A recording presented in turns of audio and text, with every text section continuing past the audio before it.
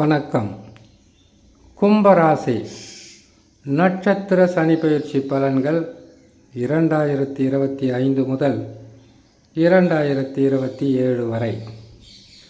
கும்பராசிக்காரர்களுக்கு 7.5 சனியில் விரயச்சனி முடிந்து ஜென்ம சனியும் முடிந்து கழிவுச் சனியாகவும் குடும்பச் சனியாகவும் அமரக்கூடிய சனி பகவான் எந்தெந்த நட்சத்திரத்துக்கு அதிகப்படியான நற்பலன்களை தருவார், அதிகப்படியான கெடு பலன்களை தருவார் என்பதை சிறு விளக்கமாகவே பார்க்கலாம். கும்பராசி. கும்பராசியில் இருப்பது 3 நட்சத்திரம்: அவிட்டம், சதயம், புரட்டாதி. எப்பவுமே உங்களுடைய புரிதலுக்காக சொல்லக்கூடிய பலன் இது. 7.5 சனி வருதா, அதிகமாக உங்களுக்கு பாதிப்பும் கஷ்டங்களும் துன்பங்களும் இருக்கா? இது 7.5 சனி மட்டும் செய்யக்கூடிய தரக்கூடிய பாதிப்பாக இருக்காது.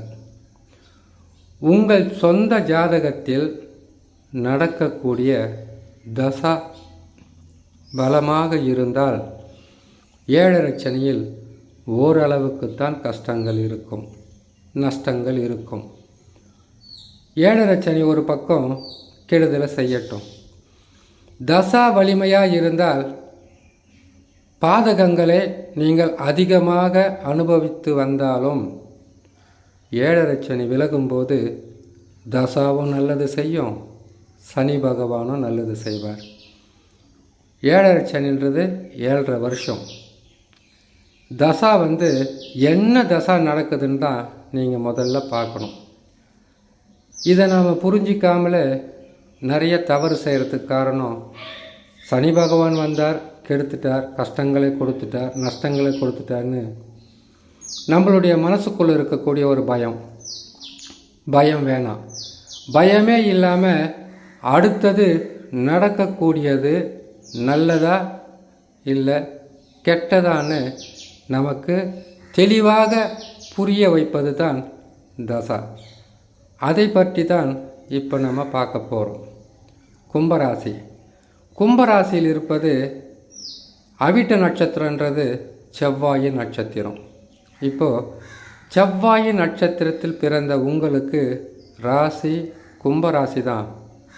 நட்சத்திரம் வேறுபடுது இல்லையா?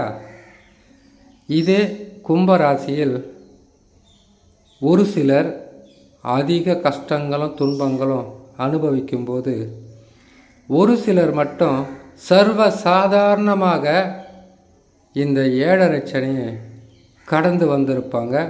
அதையும் நீங்கள் பார்த்துருப்பீங்க. அதற்கு காரணம் அவங்கள மட்டும் பாதிக்கலை, உங்களை மட்டும் பாதித்தது என்ற மனக்கவலை இருக்கும் இல்லையா? அதற்கு மிகவும் தெளிவான பதில் இப்போ சொல்லக்கூடியது தான். கும்பராசியில் இருப்பது அவிட்ட நட்சத்திரம். அவிட்ட நட்சத்திரத்தில் பார்த்திங்கனாக்கா ஆரம்ப தசா செவ்வாய் தசா, அடுத்தது ராகு தசா, அடுத்தது குரு தசா, அடுத்தது சனி தசா. இப்படி தசா மாறுது இல்லையா? இப்போ உங்களுக்கு என்ன தசா நடக்குன்னு பாருங்கள். அந்த தசா உங்களுடைய ஜாதகத்தில் பாதகமாக இருக்கா இல்லை சாதகமாக இருக்கா? கெட்ட பலன்களை தருகின்ற தசாவாக இருந்தால் இந்த 7.5 சனி படு பாதகத்தை செய்து துன்பங்களும் கஷ்டங்களும் கொடுத்திருக்கும். இதே தசா வலிமையாக இருந்திருந்தால் 7.5 சனியில் கஷ்டங்கள் இருந்திருக்கும், நஷ்டங்கள் இருந்திருக்கும். அதையும் தாண்டி வெற்றி பெறலான்ற ஒரு மிகப்பெரிய ஒரு தைரியமும் தன்னம்பிக்கையும் இருக்கும். இது நீங்கள் செய்கிறதில்ல, உங்கள் தசா உங்களுக்கு பலமாக இருப்பது தான் காரணம். அப்படி பாதக தசாவாக இருந்தால் 7.5 சனி முடிந்தால் கூட கெடு பலன்கள் நடந்துக்கிட்டே இருக்கும். அப்போ என்ன சொல்லுவீங்க? ஜாதகத்தில் பலன் எப்படி இருக்குன்னு பார்க்காமலே ஜோதிடர்கள் மீது குறைகளை சொல்லக்கூடிய சூழ்நிலையாக மாறிடும். அடுத்தது அவிட்ட நட்சத்திரம் முடிஞ்சது. சதயம் நட்சத்திரம். சதயம் நட்சத்திரத்தில் பிறந்தவங்களுக்கு ஆரம்ப தசா ராகு தசா, அடுத்தது குரு தசா, அதற்கடுத்தது சனி, புதன், கேது, சுக்கிரன், சூரியன், சந்திரன்னு தசா மாறுது இல்லைங்களா? அந்த தசா இப்போ 2025 சனி பகவான் பயிற்சி பெற போகிறார். ஜென்ம ராசியிலிருந்து விலகி குடும்ப சனியாக அமரும்போது நற்பலன்கள் நடக்கணும். நடக்காமல் போனால் என்ன சொல்லுவீங்க? மனம் கஷ்டப்படும். இப்போ உங்களுக்கு என்ன தசா நடக்குன்னு பாருங்கள், எந்த கிரகத்தினுடைய தசா நடக்குதுன்னு பாருங்கள்.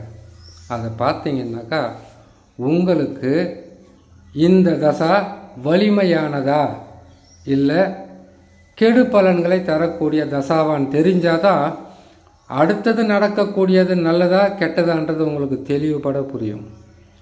நல்ல தசா எப்படி இருக்கும்? இதை இப்போது அவிட்ட நட்சத்திரம் பார்த்துருக்கோம், சதயமும் பார்த்துருக்கோம். புரட்டாதி நட்சத்திரத்தை பார்த்துட்டு தசா எப்படி இருக்குன்னு உங்களுக்கு நான் சொல்லிடுறேன். அடுத்தது புரட்டாதி, இது குருவின் நட்சத்திரம். இந்த நட்சத்திரத்தில் பிறந்த உங்களுக்கு ஆரம்ப தசா குரு தசா, அடுத்தது சனி தசா, அதற்கடுத்தது புதன் தசா, கேது தசா, சுக்கிர தசா, சூரிய தசான்னு வருது இல்லைங்களா? இப்போ உங்களுக்கு நடந்து கொண்டு இருக்கக்கூடிய தசா என்ன தசான்னு பாருங்கள். அந்த தசா உங்களுக்கு வலிமையாக இருக்கான்னு பாருங்கள், பலமாக இருக்கான்னு பாருங்கள். அந்த தசா பலமாக இருந்துட்டால் உங்களுக்கு 7.5 சனியில் கெடுதல் செய்துட்டாரா, கஷ்டங்களை கொடுத்துட்டாரா, துன்பங்களை கொடுத்துட்டாரா? 7.5 சனி இப்போ குடும்ப சனியாக இருக்கு இல்லையா? குடும்ப சனியிலே உங்களுக்கு நற்பலன்களை கொடுக்க ஆரம்பிச்சிடுவார். குறைகள், கஷ்டங்கள், துன்பங்கள் இருந்தாலும் நீங்கள் இருக்கின்ற பல வகையான வாழ்க்கையில் பின்னடைவான இருக்கக்கூடிய உங்கள் சூழ்நிலை முன்னேற்ற பாதைக்கு செல்லும். தசாதான் வலிமையாக இருக்கணும். அது வலிமையாக இருந்தால் பாதகங்கள் இருக்காது. வலிமை அல்லது தீய பலன்களை தருகின்ற தசா எப்படி இருக்குன்னு இப்போ சொல்லிடுறேன். இப்போது உங்களுக்கு கும்பராசி. கும்பராசியிலிருந்து நாம் எந்தெந்த ராசிகளில் கிரகங்கள் அமர்ந்திருக்குன்னு பார்க்கக்கூடாது, லக்கினத்திலிருந்து பார்க்கணும்.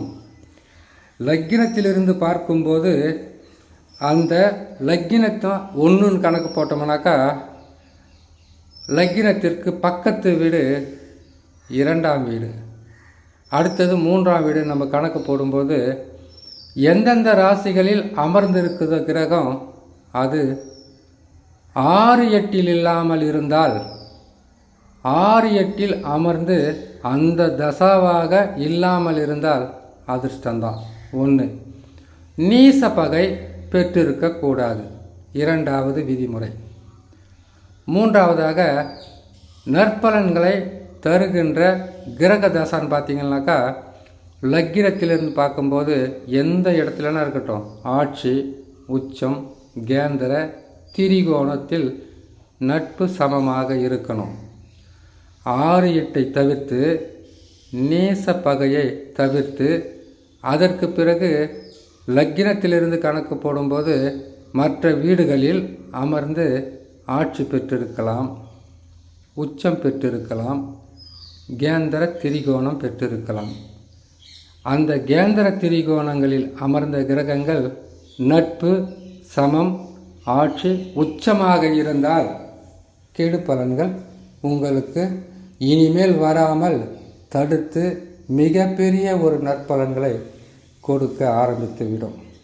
7.5 சனியில் குடும்ப சனியாக இருக்கும்போது நாம் பார்க்க வேண்டியது ஜாதகத்தில் நடக்கக்கூடிய தசா, அந்த தசாவை நடத்துகின்ற கிரகம் பலமாக இருக்கிறதா என்றுதான் நாம் பார்க்கணும். அதை தவிர்த்து பலமில்லாத தசாவாக இருந்தால் ஏழரை சனி முடிந்தால் கூட பிரச்சனைகள் உங்களை விட்டு விலகாது. இது புரிஞ்சு இது தெரிஞ்சாதான் நமக்கு நல்ல காலம் இருக்குது, நமக்கு அடுத்ததும் கெட்ட காலம் இருக்குது. சரி, கெட்ட கிரகத்தினுடைய தசாவை கூட நடக்கட்டும். அப்படி நடந்தால் அந்த கிரகத்தினுடைய தசா முடிகிற வரைக்கும் உங்களுக்கு நல்லதும் கெட்டதுமாக மாறி மாறி நடந்துக்கிட்டே இருக்கும். அந்த தசா முடிந்து அடுத்த தசா உங்களுக்கு ஆரம்பிக்கும்போது வாழ்க்கையில் முன்னேற்றங்கள் என்பது பல மடங்கு உயர ஆரம்பிக்கும். ஆகையால் கும்பராசி மட்டுமல்ல, 12 ராசிக்காரர்களும் இதை புரிந்தால், இதை தெரிந்தால், அதற்கு பிறகு அடுத்தது என்ன செய்யலான்ற தெளிவான முடிவை நீங்களாகவே எடுக்கலாம் என்று சொல்லி இன்னொரு நல்ல பதிவில் உங்களை நான் சந்திக்கிறேன். நன்றி, வணக்கம்.